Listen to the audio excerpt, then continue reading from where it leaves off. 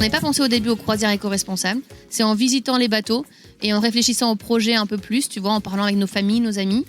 On s'est dit, en fait, si on veut vraiment sensibiliser, il faut que les gens ils montent à bord avec nous pour comprendre comment est-ce qu'on vit et leur montrer qu'on n'est pas des gros hippies non plus et qu'on peut vivre à bord d'un bateau en étant minimaliste, mais en ayant quand même un confort de vie. Bonjour à toutes et à tous, et non, vous ne rêvez pas, vous êtes bien en train d'écouter un nouvel épisode de Vraie Vie.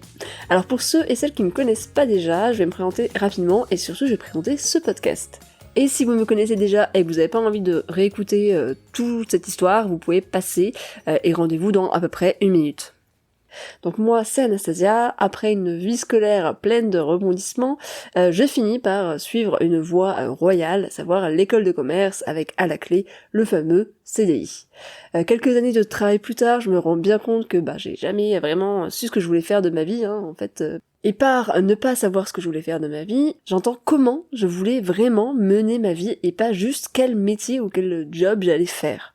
Bah oui, parce qu'à l'école et ailleurs, on ne voit qu'un seul modèle. C'est l'autoroute classique de faire des études, trouver un CDI, acheter une maison, un chien, trouver un partenaire ou une partenaire, se marier, faire des bébés, etc.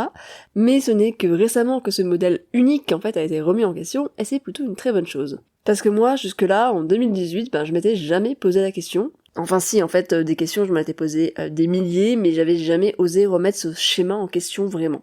Mais voilà, un jour de mai 2018, de retour de vacances dans un quotidien qui clairement me faisait pas rêver à l'époque, je me dis qu'il est temps d'arrêter parce que j'en peux plus en fait tout simplement. Alors j'arrête et je décide de créer ce podcast pour aller chercher d'autres modèles parce que je suis sûre qu'il y en a, sauf que moi j'ai aucun exemple autour de moi et je me sens très seule. Donc je veux montrer qu'ils existent ces modèles et je veux surtout donner les clés pour pouvoir trouver le sien, pour pouvoir trouver son parcours, son chemin unique. Donc 5 ans plus tard, il s'est passé des milliers de choses, vous en doutez. Moi j'ai lancé 2 autres podcasts, j'ai lancé mon entreprise dans la formation, le coaching en podcast, j'ai repris un poste de chef de projet dans un studio de podcast, puis j'ai redémissionné, vraiment quand ça veut pas. Mais j'ai toujours une conviction, c'est que trouver sa voie, et je parle toujours de sa voie de vie, c'est en constante évolution.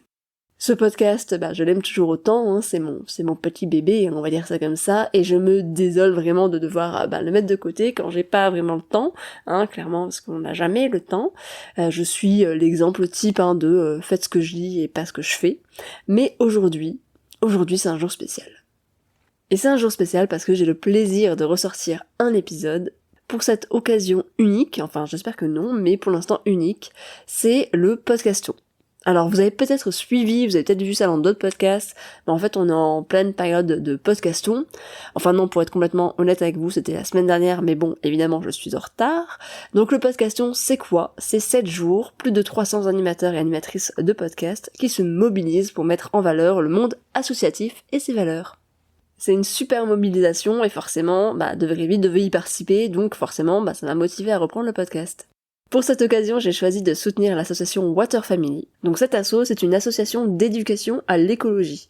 Donc Water Family agit pour la préservation de l'eau, de notre santé, de l'ensemble du vivant en proposant des programmes pédagogiques avec une approche d'éducation positive et de valorisation des bonnes pratiques à destination des scolaires, du grand public, des entreprises, des associations, des organisateurs, d'événements, etc. Ça répond donc clairement à un vrai besoin qui est la formation, l'éducation autour de l'écologie. Et c'est pour ça que j'ai choisi de vous partager l'épisode que j'ai enregistré il y a plus d'1 an et demi, oui, vous ne rêvez pas toujours, avec Constance qui a créé l'association Green Sailing. Vous allez me dire, mais quoi, c'est encore une autre asso ? Oui, parce que pourquoi pas, je fais 2 associations en une. Et surtout, en fait, c'est une association qui œuvre pour à peu près la même chose, donc c'est une association autour de l'écologie. Donc en gros, Green Sailing, c'est une association qui a été pensée pour sensibiliser à la réduction des déchets plastiques, alimentaires et énergétiques, et notamment dans le domaine de la plaisance, parce que oui, Constance et Clément, les créateurs de cette association, ont la particularité de faire le tour du monde pour sensibiliser à leur cause en voilier. C'est d'ailleurs à bord de leur voilier que j'ai eu la chance d'échanger avec Constance et Clément et aussi la poule. Je ne vous en dis pas plus parce que ça fait déjà 2 heures que je parle, mais je vous laisse écouter attentivement ma conversation avec Constance. Bonne écoute.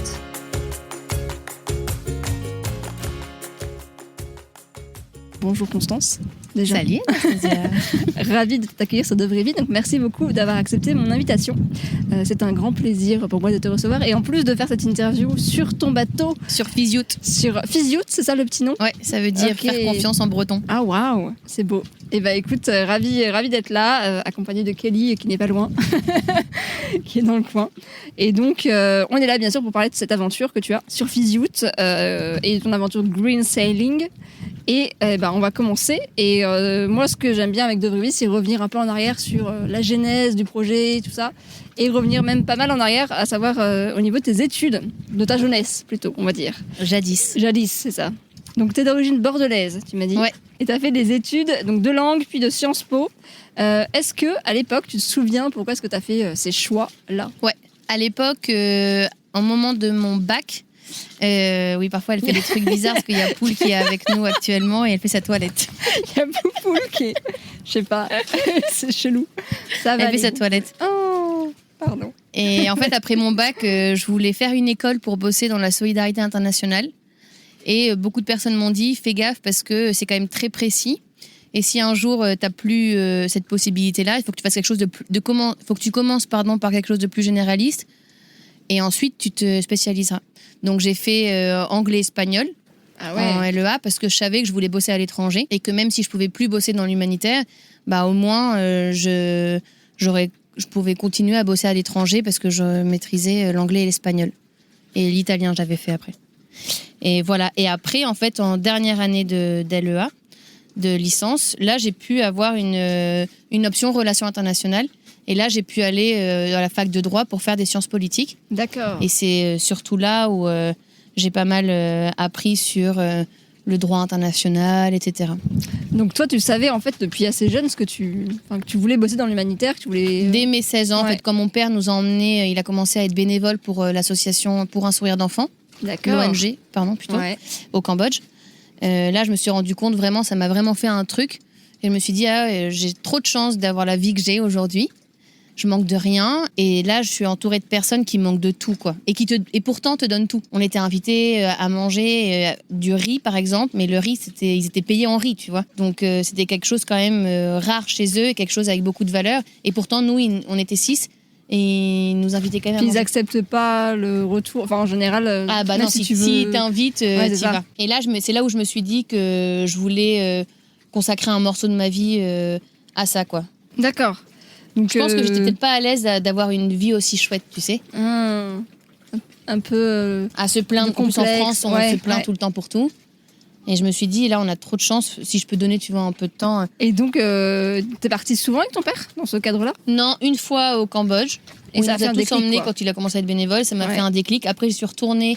Donc là, c'était à 16 ans. Je suis retournée à 19 ans pour faire un camp d'été de 1 mois avec les enfants des rues, D'accord. dans la même ONG que celle que mon père nous avait fait découvrir. Et je suis retournée en voyage 2 ans après avec ma meilleure pote et une amie, pendant 3 semaines pour leur faire un peu découvrir le Cambodge. Et j'y ai vécu ensuite. Je suis allée bosser dans une autre ONG, parce que je voulais changer d'ONG, il y a 5 ou 6 ans. Et j'y suis restée 1 an. Donc t'as un lien vachement fort avec le Cambodge, en fait. Ah, j'adore ce pays. Ah ouais. C'est trop beau comme pays. Et les gens sont adorables, tu te contentes de pas grand-chose, tu vas vraiment à l'essentiel, quoi. C'est ça que j'aime bien. Et puis pour une nana blanche et blonde, tu te sens Ouais. pas en insécurité. Ouais, carrément. Alors tu vois, c'est con, mais j'ai vécu au Sénégal et je me faisais chipper tout le temps. Tu prends pas un taxi sans envoyer le numéro du taxi à tes potes. J'étais moins en sécurité. Je me sentais moins en sécurité, quoi. On a eu des copines qui ont eu des problèmes aussi. Mais c'était quand même chouette comme expérience, mais c'est pas la même chose, quoi. Donc effectivement, voilà, c'est après ces études-là. En fait, j'avais noté, après tes études, tu as travaillé pour des ONG, mais en fait, t'as déjà commencé même avant, quoi. Enfin, t'as commencé... Ouais, mais hyper c'était jeune. du bénévolat, quoi. J'étais pas rémunérée pour ça. Ouais, ok. Et au Sénégal, tu faisais quoi? Un service civique. On était 2 à s'occuper. C'était un échange en fait de bénévoles, enfin de volontaires entre le Sénégal et Bordeaux, une asso qui s'appelle l'association Couleurs du Monde.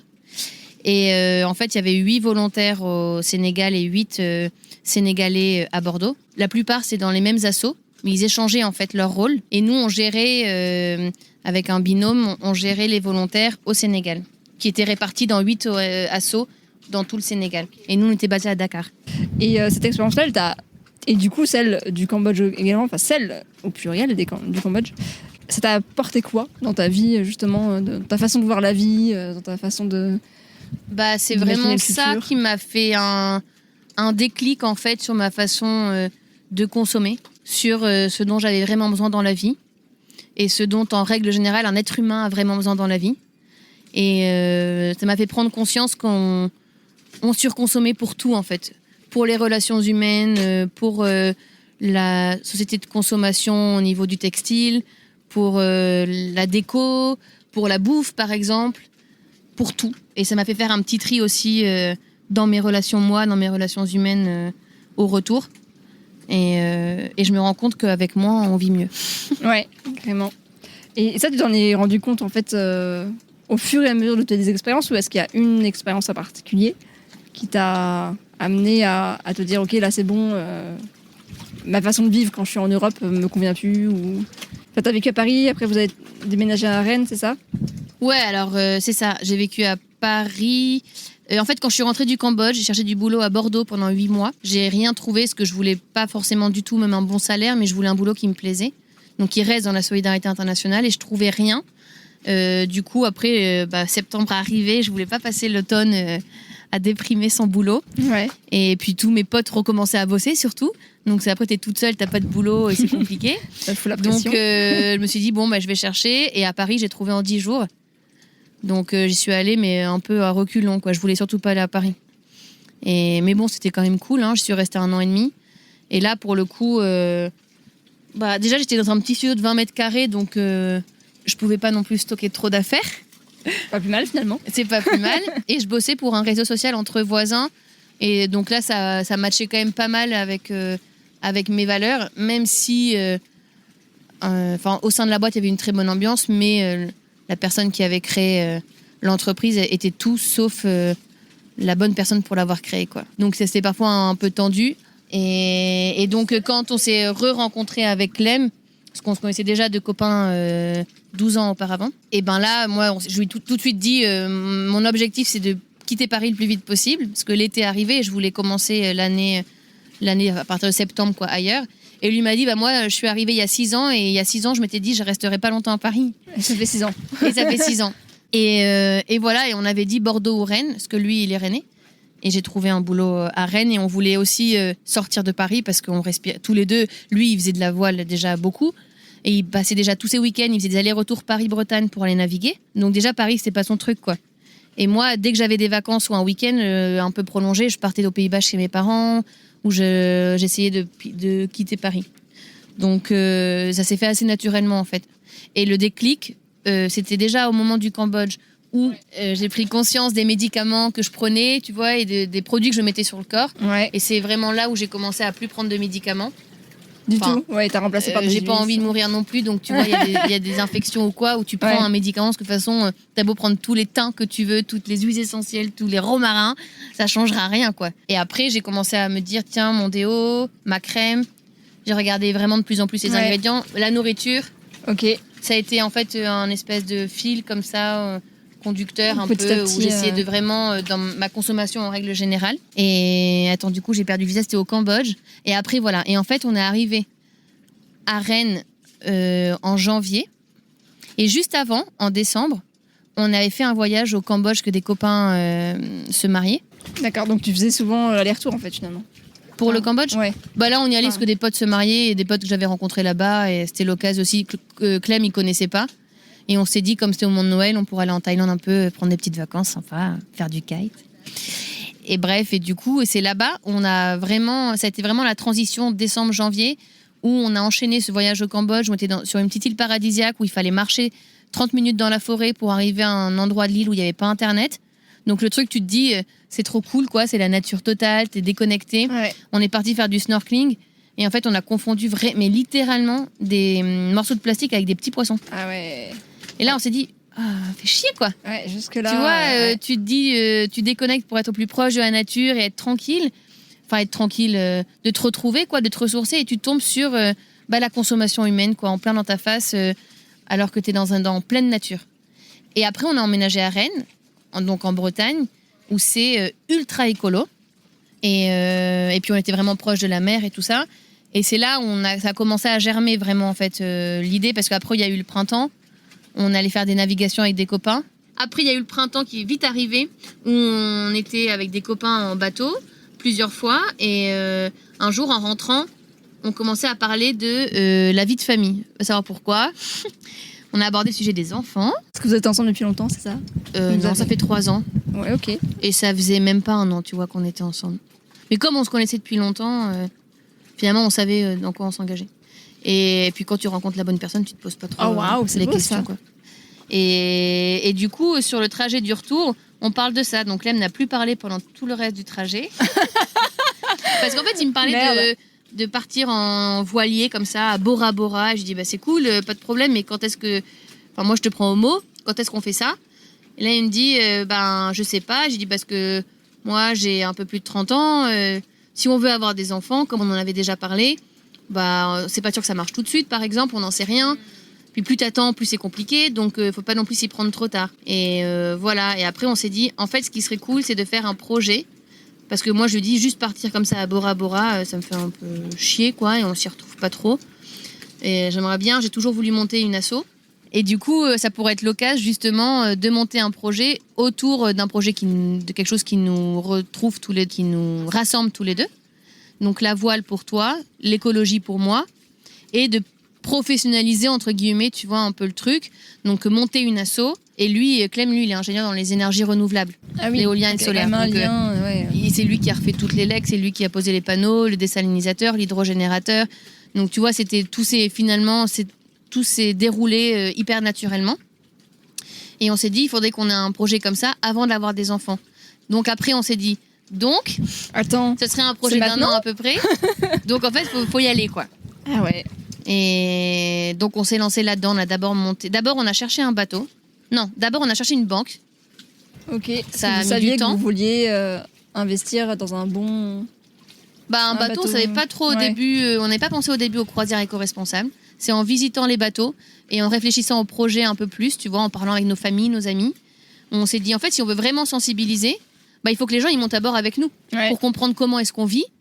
Et leur montrer qu'on n'est pas des gros hippies non plus et qu'on peut vivre à bord d'un bateau en étant minimaliste, mais en ayant quand même un confort de vie. D'où aussi le choix d'un Oceanis 40 avec 3 cabines et 2 salles d'eau pour prendre des gens avec nous. Alors, est-ce que tu peux, je suis désolée, revenir à donc, Green Sailing, nous expliquant ce que c'est? Parce que du coup... Ah bah oui, c'est vrai. Parce que, effectivement, c'est plein de choses. Et donc, comment tu le décris, en fait, quand on parle à des gens? Green Sailing, c'est une association d'intérêt général.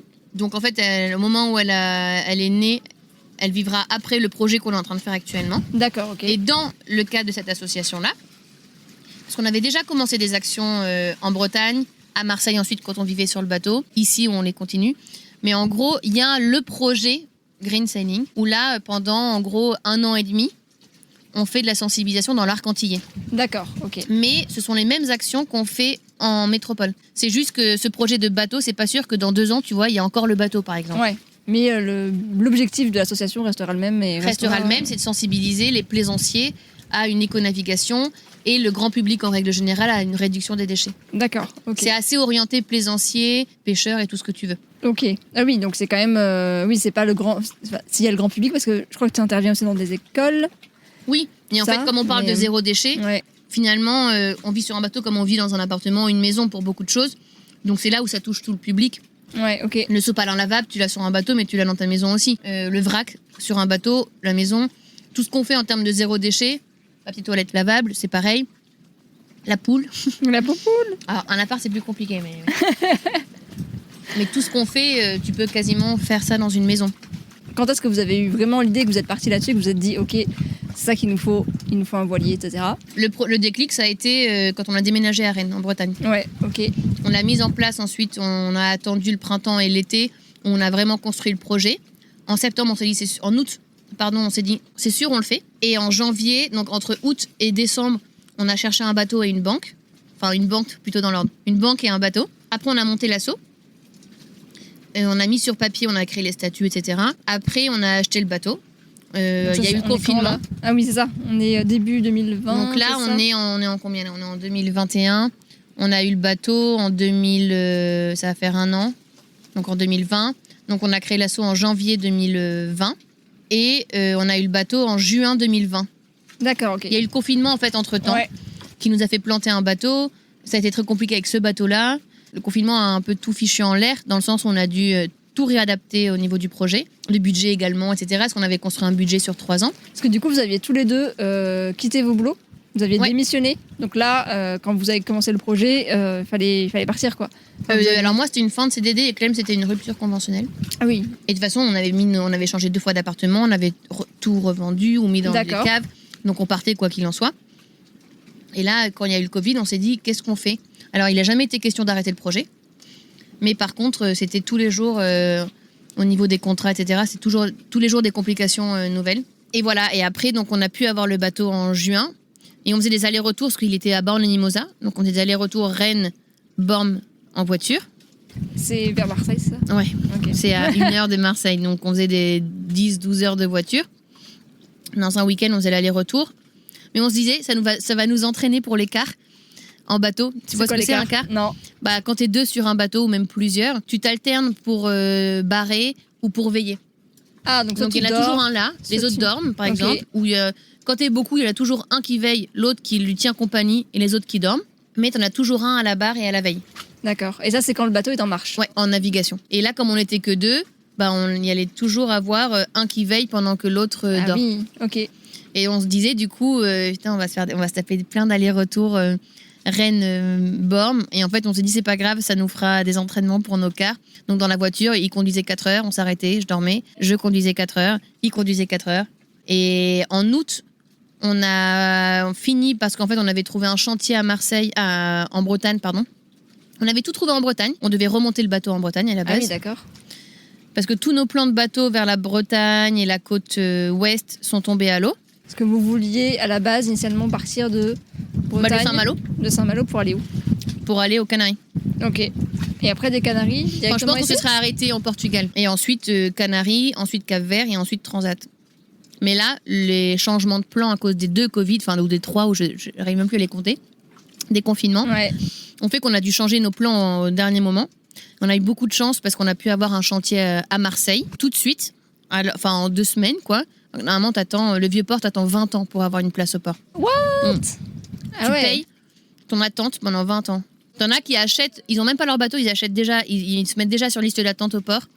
Ah oui. Et nous, c'était un chantier un peu excentré et un super chantier à la Pointe Rouge et au pied des Calanques. Et on a pu mettre le bateau là et faire tous les travaux là. Donc on a vécu un peu à la manouche pendant 4 mois. On était sur Berre. Sur Berre, c'est un bateau qui est c'est ton bateau en fait qui est à terre sur des gros tréteaux. Donc tu as une échelle de 2 mètres et tu vis sur ton bateau. Donc Donc tu là, te vous avez douches plus par exemple. d'appart, vous aviez Non, on avait tout lâché. plus rien. On avait ok. mis le reste de nos cartons et de nos meubles dans la cave d'une copine. Et ensuite, on avait tout mis, on a plusieurs allers-retours en voiture pour mettre dans le bateau. Les bocaux et tout le tralala, quoi. Et on a vécu 4 mois sur Berre comme ça, quoi. Donc tu te douches, t'as l'eau qui tombe direct sur le béton. Ah ouais. Donc tu peux pas faire pipi, par exemple, à bord. Fallait aller dans le local du chantier. Et C'était une question, expérience. parce que toi, donc, ce que j'ai compris, c'est que Clem, lui, avait l'habitude de naviguer. J'imagine qu'il a le- Depuis tout enfin, petit, ouais. Ouais, il a eu le permis très jeune, du coup. Enfin, ce genre de, je sais pas, il y a un permis. Alors pour la voile, c'est ça qui est hallucinant, c'est que t'as besoin d'aucun permis. il y a pas de permis. Non, alors qu'il y a un moteur. T'es obligé Alors que tu d'avoir traverses l'océan. Tu peux traverser l'océan. et t'as Ah pas- bah ouais, il y en a plein qui traversent l'océan qui ont. C'est dingue. Moi, j'ai passé mon permis côtier parce que je voulais savoir comment, enfin les règles de navigation. Et c'est sur un bateau à moteur le permis côtier à la base. Clem, il a un diplôme de yacht master, donc lui c'est en hauturier, donc c'est en haute mer quoi. Mais sinon, tu peux acheter un voilier sans aucun permis. Tu peux même louer un voilier. T'en as qui louent des katas comme ça, sans permis. Enfin, la plupart d'ailleurs n'ont pas de permis ou n'ont pas forcément d'expérience, tu vois. Bah là, notre pote avec qui on va partir en Martinique, il a un kata et il a pas de permis. Mais alors, du coup, comment est-ce que t'apprends? Sur le tas. Genre, t'achètes ton bateau, et tu dis allez. Bah, je vais essayer les des gens trucs. qui achètent un bateau et qui n'ont jamais fait qui n'ont jamais navigué, c'est un peu des tarés. Ouais. Parce qu'en fait, je trouve ça c'est très dangereux. Ça peut être très dangereux la voile si tu connais pas un minimum le vent, les courants. En plus, tu vas un peu en hauturier. Donc moi, quand j'ai passé mon permis bateau et que j'ai vu que pour un voilier il n'y avait pas besoin de permis, j'ai trouvé ça hallucinant. Je dis mais attends, c'est beaucoup plus dangereux en voilier presque qu'un petit bateau à moteur. Et donc, bref, ça a peut-être changé, hein, j'en sais rien. Ou ça a peut-être déjà changé, j'en sais rien. Bon, en tout cas, t'étais avec un mec qui gérait. Ah bah oui, lui, il a son yachtmaster, donc il peut être skipper. Ouais, ok. D'accord. Donc, passion mer, passion océan, passion Passion voile, sport nautique, passion voile, passion Toi, mer. ça l'était au début ou tu t'es un Pas peu du tout. ouais, sur le tas Non, moi, j'ai toujours aimé les challenges et les sports, mais je connaissais pas trop la voile, quoi. J'ai vécu un peu toute mon enfance sur le bassin d'Arcachon. On avait un petit Top Timmy, je crois que c'était, mais bon, j'en faisais jamais. C'est quoi, c'est un petit bateau à C'est un moteur non, c'est même pas un petit bateau à voile, mais tout petit, hein. Ok. On en faisait quand on était petit, quoi, avec nos grands cousins. Mais tu m'aurais mis dessus. je coule, Je quoi. m'en souviens pas du tout. Donc je connaissais pas et c'est Clem qui m'a fait découvrir la voile, quoi. Qui m'a fait surtout aimer la voile parce que Ouais. j'ai déjà navigué avec d'autres personnes où tu sors, tu descends du bateau, tu te dis plus jamais, quoi. Parce que t'as eu des peurs. Parce que tout peut être très dangereux très vite sur un bateau. Et quand la personne qui est en charge, tu vois, de ta sécurité, Et bourré. déjà est stressée. Non, est bourré, non, personne n'a été bourré. Mais est stressée ou angoissée, toi, ça te met pas en confiance. Et donc, toutes les manœuvres peuvent se faire dans l'urgence, alors que tu peux tout anticiper sur un bateau. Enfin, Clem, je me suis jamais sentie en insécurité avec lui. Même s'il faut tourner 3 fois parce qu'on arrive devant un port et qu'on n'a pas mis les pare-battages, donc les bouées sur les côtés là, pour éviter de se prendre les bateaux. Si c'est pas fait et qu'il faut tourner 3 ou 4 fois devant le port pour les mettre, Il on reste s'en calme. fiche. Mais on le fait tranquille. On n'arrive pas en trombe et on se dit les barbates. Non, ça n'arrive jamais. Est-ce que vous avez déjà eu des frayeurs en traversant Ouais. On a eu le génois qu'on avait enroulé parce qu'il y avait on avait des rafales en fait qui arrivaient et il faisait nuit. C'était en fin de journée. Donc on avait enroulé la voile d'avant, donc le génois. Et en fait, ça a commencé à monter en cocotte. Ce qui veut dire que l'air en fait s'engouffrait dans la voile qui s'était enroulée. Et ça commençait à tout s'entourer. Et après, il y a tellement de puissance que tu dois tailler avec ton couteau, tu vois, ton écoute. Enfin, du coup, le boot qui retient, les boots qui retiennent. Et après, tu n'as plus de voile d'avant. Il faut attendre qu'il n'y ait plus de vent pour tout affaler et tout remettre toi-même. C'est super relou. Et ça vous est arrivé à quel moment? C'est arrivé en transat un soir où... je sais plus pourquoi c'est arrivé. Je crois qu'on nous avait pas dit qu'il allait avoir autant de vent aussitôt. Et que du coup, on a senti la première rafale. Clem a vite dit on enroule le génois. Le génois, du coup, c'est la voile. Il y a 2 voiles enroulées. Ok. La première, c'est la trinquette, c'est une toute petite que tu mets quand il y a vraiment beaucoup de vent. Et l'autre, elle est un peu plus grande. C'est ça le génois. Et t'as plusieurs voiles d'avant. Ça s'appelle les voiles d'avant. Et t'as aussi un phoque, t'en as d'autres qui s'appellent le spi, etc. Très bien, j'apprendrai. Et du coup, ça commençait, tu vois, le vent se prenait et Clem est allé à l'avant. Sauf qu'il faisait nuit, ça glisse. Le soir, en fait, tu prends toute l'humidité. Ah ouais. Il n'avait pas attaché, je crois, sa ligne de vie. En fait, t'as ton gilet tout le temps de sauvetage. Et ça, là, ça court sur de chaque côté du bateau. Alors c'est une ligne de vie, ça s'appelle. Ligne de vie, C'est une sangle. Une sangle, ouais. Qui part de derrière jusqu'à l'avant sur le côté de chaque côté du bateau. C'est pour pas se casser la gueule dans l'eau. Et tu t'attaches, en fait, t'as un mousqueton. T'as un mousqueton Ouais. qui te tient toi. Et l'autre qui t'attache à la ligne de vie. D'accord. Et comme ça, si tu tombes, au moins tu es baldingué contre la coque, mais tu tombes pas, Ah ouais. meurs pas toute seule dans l'océan Atlantique. Et je crois qu'il Quelle avait pas horreur. mis sa ligne de vie, et du coup, il était monté sur le davier tout en haut, donc le truc qui s'avance comme ça. J'étais en méga stress. Ouais. Et là, après, c'est- il a réussi à faire son truc. Et moi, j'étais là et j'observais le truc, j'attendais. T'es resté calme. Et je pouvais rien faire. Ça... Bah écoute. Donc, dans ces cas-là, vaut mieux que lui. Moi j'aurais paniqué. par Bah non, exemple. parce que le problème, c'est que si je panique, lui, il est déjà en panique. Ouais. S'il y en a 2 qui paniquent, c'est pas possible. Ah, c'est bien, ça apprend des choses. Et quand tu dis en transat, c'est-à-dire que est-ce que c'est le moment de la traversée? Ouais. Pour La venir transatlantique. Ah oui, c'est ça. Donc, c'est quand on est parti des Canaries pour arriver jusqu'ici en Ok. Guadeloupe. Et ça, c'est combien de jours pour traverser ça? Nous, ça a mis 23 jours. C'était très long. 23 jours. Donc 23 jours où tu vois pas la terre, t'es Ouais. juste dans l'océan, Mais en fait, tous tu les t'en deux. rends. Ouais, avec la poule. avec la poule. Tu t'en rends pas forcément compte au début parce que tu as toujours ta carte GPS. Donc tu vois la côte. Et quand tu pars des Canaries, en fait, tu te diriges d'abord vers le Cap Vert parce qu'en fait, tu descends pas mal au sud pour récupérer les vents qui s'appellent les alizés. D'accord. C'est des vents qui vont d'est en ouest et qui te poussent au cul en fait du bateau. Et une fois que tu as ces vents-là, ton bateau il avance quoi vers la Guadeloupe. Et si tu les as pas, c'est un peu relou. Soit t'as pas de vent, soit t'as des dépressions. Parce que voilier égale pas Vent. de moteur, égale vent. Ouais. Égale, genre, il n'y a pas du tout de moteur. Genre, vous êtes. Il y a zéro. Là, on vent. a mis le moteur. En partant du port, on a mis le moteur. Ok, ouais. Parce que tu pars pas à la voile comme ça. En arrivant ici, on a mis le moteur parce que pour arriver et se balader entre les voiliers, tu mets ton moteur. Mais en transat, je crois qu'on a mis 3 fois le moteur parce qu'en fait, il y avait tellement de sargasses que le bateau perdait 2 nœuds de vitesse. Donc, on faisait marche arrière en plein Atlantique. Donc, pour enlever les sargasses. ce sont des petites algues extrêmement reloues. Des grosses algues. ouais. Et il y en a énormément qui polluent beaucoup et qui sont dues d'ailleurs à la pollution qui sont créées. Au réchauffement climatique. Voilà. Ouais. Donc, la boucle est bouclée. Et donc, on l'a pas beaucoup utilisé. Mais et une fois, on l'a utilisé parce qu'il y avait pétole. Donc, on n'avançait plus du tout. C'est quoi pétole ? Pétole, c'est quand il n'y a pas de vent du tout. Ok. Donc, c'est une mer d'huile, quoi. Ah ouais. D'accord. Et donc là, on a mis, ça a duré un peu longtemps et on a fini par mettre un peu le moteur. C'est quoi les grandes différences entre la manière dont tu avais imaginé le projet, donc avant de partir, et la réalité, la concrétisation de ce projet ? Enfin, quand je dis projet, c'est surtout la vie sur le bateau, la traversée, etc. Alors déjà, on a complètement découvert la vie au mouillage. Et ça, on n'y avait même pas réfléchi. En fait, on était tellement dans les travaux. Normalement, un bateau, ça se prépare à peu près en 1 an.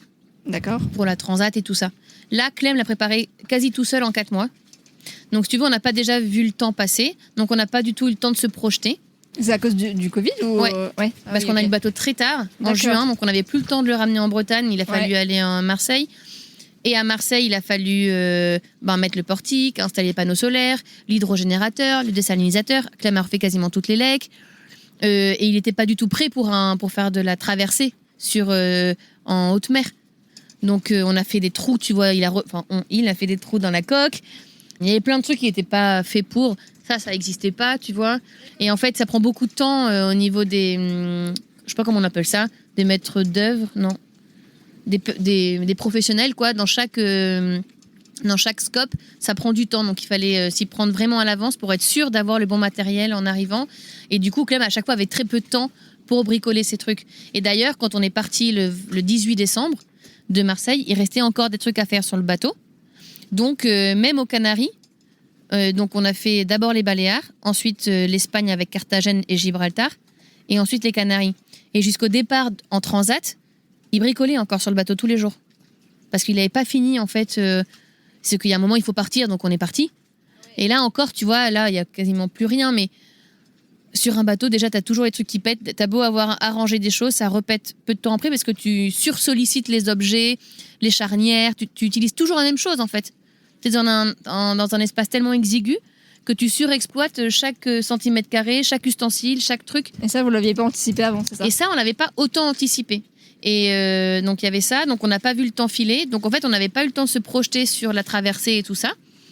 Ce qui n'était pas plus mal dans un sens où, comme ça, au moins, on est parti, on stressait pas trop. Moi, j'avais pas du tout conscience que j'allais traverser l'Atlantique, tu vois. Ouais. Encore aujourd'hui, je me dis pas... T'avais pas d'appréhension ? J'ai fait une transat. Pour moi, la dernière fois, je disais à Clem à un petit-déj, tu te rends compte là qu'on vit sur un bateau et que le jour où on aura des enfants, on dira papa et maman, ils ont vécu 2 ans sur un bateau, sur un voilier. Et aujourd'hui, j'ai même pas presque l'impression de vivre sur un bateau tellement on est encore dans le rush, quoi. Parce que c'est naturel pour vous parce qu'on n'a pas eu le temps en fait, de se poser et de regarder le truc. Et là, on commence à le faire.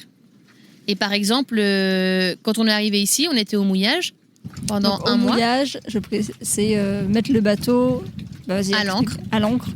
Donc pas loin de la rive, mais c'est pas dans un port, quoi. Ouais, voilà. Je précise. Et du coup, là, c'est complètement une autre organisation parce que tu n'organises qu'une activité par jour. Alors que quand on était au port jusqu'à arriver ici, on n'a toujours fait que des ports aux Canaries, etc., parce qu'on devait bricoler. En fait, c'est comme si tu étais dans un appart. Tu as accès direct au ponton, paf, tu es dans la ville. Ou tu as ta voiture, machin. Ouais. Ici, déjà, c'est en annexe. Tu as vu comment tu t'es fait rincer pour revenir. Donc, tu as ton linge propre, il est trempé. Donc, il faut prévoir c'est une réorganisation de toutes tes tâches quotidiennes, quoi. Tes courses, ton linge. Tu vas pas dire dans la même journée, je vais aller faire mes courses et faire mon linge. Et pardon, c'est pas français, mais et nettoyer, faire mes lessives. Ok. Pourquoi? Parce que t'as pas le temps, en fait. Tu peux pas en termes d'organisation. Parce que déjà, il faut que tu prépares. Tu vas dans l'annexe, t'arrives au ponton, t'amarres ton annexe, tu transvases tout dans ta voiture, tu transvases tout ensuite dans la laverie, t'attends. Hop, et tu fais le chemin inverse. Ça te prend en fait 3 heures. Ah oui, donc tout prend plus de temps. Ouais, tout prend plus de temps. Si l'un a décidé de partir faire un truc, l'autre est coincé sur le bateau. Ah ouais. Donc faut vraiment être raccord. Ouais. Et puis si l'autre a pris la voiture, bon ça c'est comme dans une maison, mais du coup ici il y a beaucoup de courant, donc tu vois tu peux faire du paddle, mais tu peux aussi tomber à l'eau en paddle. Donc si ouais, mais bon tu peux pas bien te fringuer par exemple. Ouais. Là, moi je suis plutôt nature, mais parfois quand on était au mouillage et on allait dîner chez des copains, quand on a eu le droit après 19h, ben j'étais contente tu vois de m'habiller un peu ou de me maquiller. J'arrivais là-bas, j'étais mais trempée quoi. T'arrives chez eux, bah t'es sèche parce que il fait tellement chaud ici. Par contre, t'as des auréoles de sel partout, t'as des yeux de panda. Et tu te dis, mince quoi, le peu de fois où j'ai envie un peu d'être une femme, bah je peux pas quoi. Donc c'est des trucs comme ça, bon ça me dérange pas plus que ça, parce que maintenant tu mets tout, tu vois, dans ton sac étanche. Ouais. Tu vas à l'arrache, et après tu t'habilles une fois. Je te l'emprunterai pour le retour d'ailleurs. Et il est trop bien d'ailleurs. Mais c'est des trucs comme ça auxquels on n'avait pas réfléchi. Et la vie à deux, justement, sur un ça, on n'avait pas anticipé non plus. Mais ça se passe très bien. Ok. Parfois, on se marche un peu dessus. Mais maintenant, en fait, tu es obligé d'apprendre à communiquer très rapidement avec la personne avec qui tu vis. Sinon, tu te sépares. Parce que, en gros, là, on bosse ensemble, même si c'est un projet asso, c'est comme un projet pro presque. On l'a construit à deux, etc. Donc, tu es non-stop ensemble. Tu bosses ensemble, tu vis ensemble. Tu fais les courses ensemble. Tu fais tout. Et puis alors, pour avoir de l'intimité, quand l'autre t'emmerde et que tu vas appeler ta famille, dire j'en ai ras-le-bol. Ouais, tu peux pas, parce que l'autre, il est tu à prends 2 le mètres bateau, et qu'il entend tout, quoi. Tu prends l'annexe, tu vas... Ouais, là aussi, tu vois, c'est une organisation. Ouais. Donc, et puis il y a un décalage horaire en plus. Ouais. Ça, c'est encore autre chose. Mais du coup, t'attends que l'autre parte pour pouvoir passer tes coups de fil tranquille, ou même si t'as pas envie de bitcher sur l'autre, juste pour parler tranquille, tu vois. Et donc, la vie à deux, ça nous a vachement renforcés. Et tout le monde nous avait dit, au début, on pensait prendre des gens avec nous pour la Transat. Même dans le cadre du projet, on voulait aussi que les gens vivent avec nous, tu vois, et participent au truc. Et après, pas mal de personnes nous ont dit, franchement, la Transat, c'est une vraie expérience de la vivre à deux. Donc, gardez-vous ce luxe-là, quoi. Puis ça devait être tellement intense, c'est tellement... Enfin, tu peux... Il n'y a pas d'échappatoire, en fait. T'es sur un bateau pendant... Puis... Enfin, c'est tout, quoi. T'as pas le choix que d'être avec l'autre personne, t'as pas le choix de... Ouais. Alors après, on se disait, on va pas beaucoup se voir, parce que pendant que un va dormir, l'autre va veiller. Ah ouais. On pensait que ça allait être un roulement constant. Ouais. Et au fur et à mesure, en traversant la Méditerranée, on a réussi à se prendre un petit rythme. On était quand même fatigués. Et en commençant la Transat, on a fait des tests. Et en fait, on était beaucoup ensemble la journée. D'accord. On arrivait à faire 5 heures la nuit. Donc après, on faisait un petit sieston la matinée ou l'après-midi. Et hop, ça nous requinquait. Et... De toute façon, après, tu vas pas faire un jogging. Hein, donc, tu n'utilises pas vraiment ton corps. Donc, tu n'es pas non plus au bout du Rolls, quoi. Et donc, on était beaucoup ensemble. Et ça nous a permis de beaucoup parler. Et par exemple, Clem, lui, je sais qu'il aime pas trop être tout seul. Et il s'ennuie assez vite. Et ça l'a aidé, tu vois, il a vachement bouquiné. Ouais. Il lisait pas beaucoup avant. Ça lui a appris aussi à être avec lui, face à lui-même. Et... Même si j'étais sur le bateau, mais effectivement... Bah ouais, parce que quand t'es non-stop pendant 23 jours avec la même personne, tu parles pas tout le temps, quoi. Ouais. C'est un peu comme les petits vieux de 18 ans qui te revoient au resto, qui se parlent pas, mais en fait, ils sont ensemble depuis tellement longtemps qu'ils se comprennent... auquel t'es pas vraiment confronté dans la vie de tous les jours quand tu bosses, quand t'as des loisirs, une vie de famille. En fait, ouais. Tu vois, t'es tout le temps non-stop, quoi. Il n'y a pas Internet. Ah non. On avait un téléphone satellite, donc on arrivait à envoyer des mails, tu vois, ou des textos. Ah oui, quand même, pour dire on est en vie, quoi. Ouais, et puis on avait un routeur aussi pour la météo. C'est quelqu'un qui nous aide, qu'on a tous les jours, qui nous fait un petit topo sur la nuit. Nous, on voulait surtout quelqu'un pour la nuit, parce que c'est là où tu as le vent qui forcit beaucoup. Et on voulait savoir les voiles qu'on mettait. On voulait pas se relever en pleine nuit, même au moment où on voulait pas faire de manœuvre de nuit. On voulait mettre les voiles en fin de journée, et hop, jusqu'au matin. Donc, ça t'apprend. C'est quand même une vraie expérience. Et puis de bosser ensemble, moi, je me suis toujours dit que je bosserai jamais avec la personne qui partage ma vie, parce que je sais qu'on n'aura pas la même T'es pas la même personne au boulot qu'avec tes amis D'être ou quoi. l'un sur l'autre, c'est aussi. Mais en fait, ça se passe bien. Et on a appris, on a eu des codes de communication. Tu vois, quand l'un a besoin d'être tout seul, on échange beaucoup plus et on se dit beaucoup plus, ce dont on a besoin. Ouais, ok. Et je pense que j'ai de la chance aussi d'avoir quelqu'un qui parle beaucoup pour être un homme. Parce que j'ai des copines, je peux te dire que elles rament, quoi, hein, pour comprendre ce qui se passe dans la tête de leur mec. Faut peut-être leur recommander un petit. C'est ce que j'ai dit à un mes petit parents. trip en voilier. Je l'avais dit, franchement, tous les couples, au début de leur relation, ou avant de se marier, tu vois, devraient Faire des enfants. ou avoir des enfants, Ouais. faire un projet comme ça.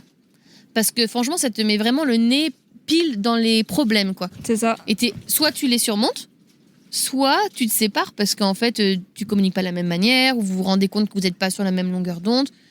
Et tu vois, il y a eu des moments où on s'est dit, tous les deux, si on arrive à dépasser ça, après, c'est finger in the nose pour le reste de la vie. Après, on sait qu'on aura d'autres problèmes, hein, ça c'est sûr. Mais franchement, c'était une expérience hyper chouette pour un couple, je trouve. Et on regrette pas du tout de l'avoir fait tous les deux. J'aimerais connaître une transat à plusieurs. C'était l'ambiance de groupe, tu vois, où c'est pas pareil. Mais de l'avoir faite à deux, c'était vraiment cool pour nous, je trouve. Et encore plus juste avant d'avoir des enfants. Et parce que là, tu me parlais donc d'emmener des personnes avec vous. Alors, ce sera pas transat, mais ce sera visiter. Ouais, à la demi-journée ou à la journée. Ah, d'accord, ok. Ce serait pas faire sur une dizaine de jours, par exemple. On verra ce qu'on peut faire déjà légalement en tant qu'asso. On verra. On est en train justement de réfléchir à ça. Alors justement, ça tombe bien parce que je voudrais qu'on parle un peu de l'association. Qu'est-ce que vous mettez en place comme action concrètement aujourd'hui Donc on en a un peu parlé, mais tu disais dans les écoles, etc. Est-ce que vous avez une liste, je sais pas, d'actions que vous voulez mettre en place avant de partir de la Guadeloupe Ah bah oui, on a déjà fait d'ailleurs. On fait des ateliers dans les écoles, des ateliers pédagogiques. Pour le moment, on n'a fait que dans des écoles élémentaires, mais à la rentrée, il y a des personnes qui nous ont contactés pour faire ça dans des collèges. D'accord, super. Donc là, c'est trop bien, parce que du coup, c'est vrai que c'est un peu plus intéressant, même pour nous, en termes d'expérience, même d'expérience concrètement, quoi, littéralement en termes de zéro déchet. Et vous leur montrez comment...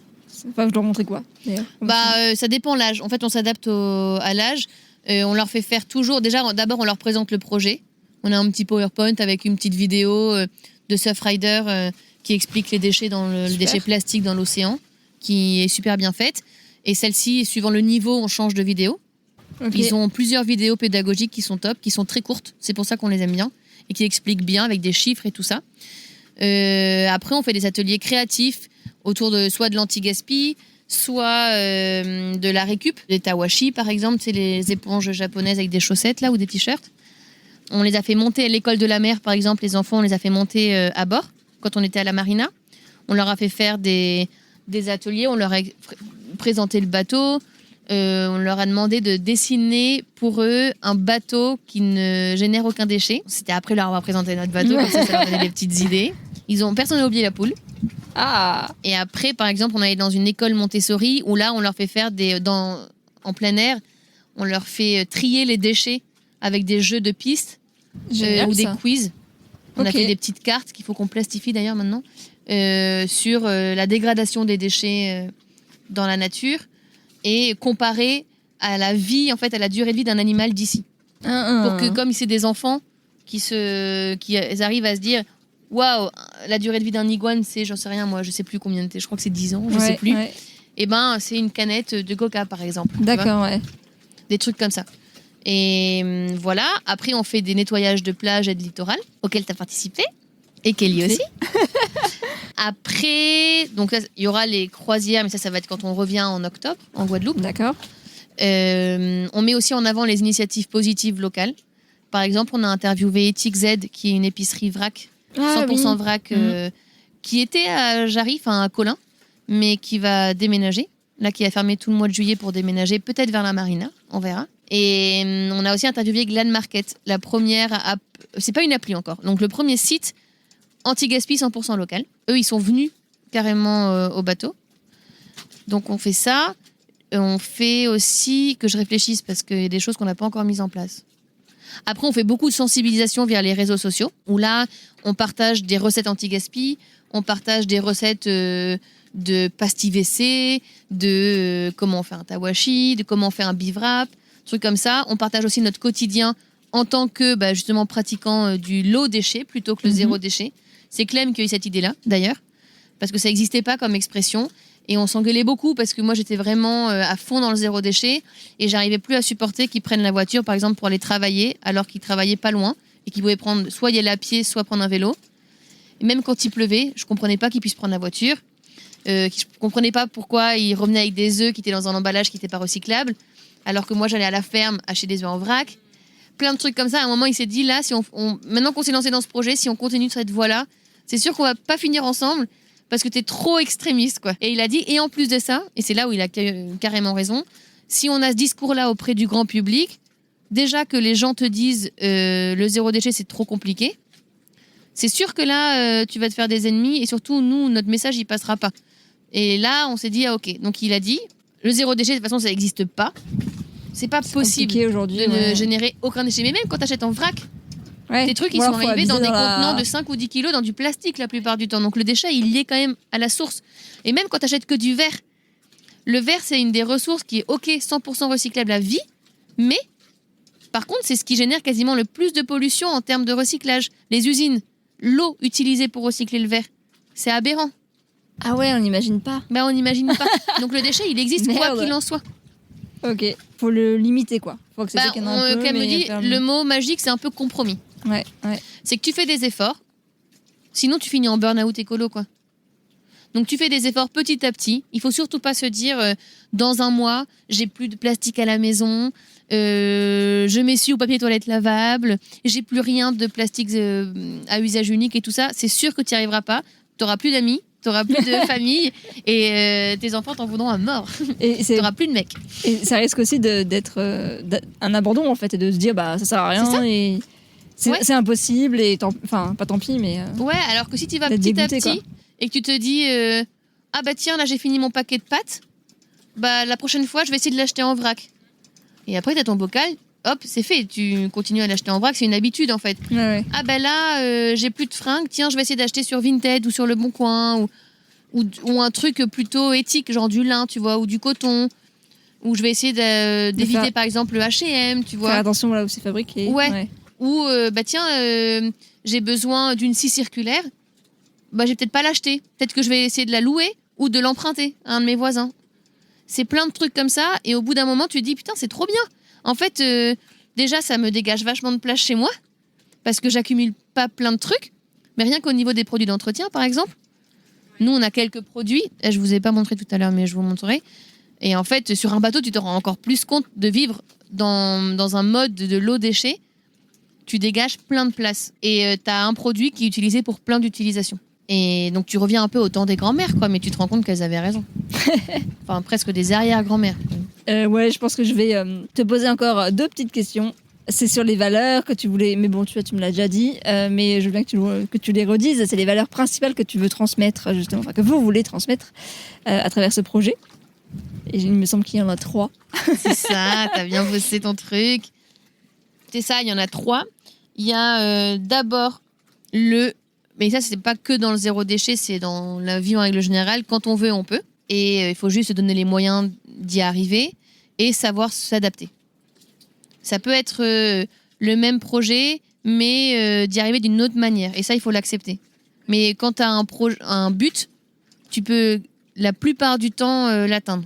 C'est bien, ça fait une petite référence avec le Covid. Le Covid nous a vraiment emmerdés pour le coup, quoi. Il y a eu plein de fois où on aurait pu abandonner, mais franchement, même pas des dizaines de fois, je pense des vingtaines, trentaines, quarantaines de fois. Et on s'est dit, non, c'est sûr, on le fait. Bon, ok, on s'assoit sur ça. On s'assoit sur ça. Ça, ok, on va pas le faire. Là, ok, toutes nos économies de retour, bon, tant pis, elles sont passées avant même le départ. C'est pas grave. On s'adaptera. Il y a eu plein de trucs comme ça. Et au final, tu te rends compte que quand tu fais ça, il y a des choses positives qui t'arrivent en retour. Et tu finis par tomber sur quelqu'un qui va te donner finalement le truc que tu voulais acheter. Quelqu'un qui va te donner un coup de main et qui va te faire avancer plus vite. Enfin, pour moi, les choses s'enchaînent tout le temps, en fait. Et le positif entraîne le positif. Et c'est pas un truc de bisounours, quoi. C'est un truc vraiment On le vit, quoi, tu vois, tous les jours. Les autres valeurs, ensuite, la troisième, c'est une règle qu'on suit et qu'on retrouve dans le zéro déchet, c'est la règle des 5 R. C'est dans l'ordre, normalement. Est-ce que je m'en souviens dans l'ordre? Alors ça, c'est un défi. C'est d'abord, je sais plus si c'est réduire ou refuser, mais je crois que c'est refuser. En gros, les goodies, par exemple. Souvent, tu vas dans une parfumerie, tu achètes ton parfum, tu te retrouves avec 5 échantillons qui te serviront à rien. Bon, aujourd'hui, c'est un peu moins, mais oui. Dans ton truc. Ils te filent encore une poche et tout ça. Ensuite, c'est réduire ta consommation en règle générale. Par exemple, faire le tri de tes fringues, tu vois, tu les regardes, tu dis est-ce que celle-ci, je m'en sers, est-ce qu'elle m'est utile, quoi, ou est-ce que je l'adore vraiment? Pareil pour tout ce qui est meubles, déco et tout. Donc là, on a fait refuser, réduire, recycler / réutiliser. Par exemple, ta washi. Tes chaussettes, elles deviennent des éponges lavables. Et tu as le dernier qui est rendre à la terre, où là, c'est le compost. Et la dernière valeur, c'est la notion d'aventure. Et ça, c'est ce qu'on a vraiment dans le projet avec la navigation. C'est vraiment, tu pars, tu sais pas quand est-ce que tu vas arriver, quoi. Et tu pars à l'aventure pour tous. Parce que nous, c'était vraiment une aventure à 2. C'était une aventure pour le bateau parce que Clem découvrait le projet associatif. Moi, je découvrais... Clem découvrait l'associatif plutôt, l'engagement associatif. Moi, je découvrais la navigation. On fait pas mal de sports de glisse aussi. Donc, c'est aussi un côté aventure parce qu'on s'est mis au wingfoil. On savait pas du tout il y a 2 mois qu'on s'y mettrait. Et on a découvert ce truc-là ici. C'est génial. C'est ce que Clem fait, donc... Où il se casse souvent la gueule dans l'eau, quoi. C'est ça. C'est un peu comme une planche à voile, mais sur un foil.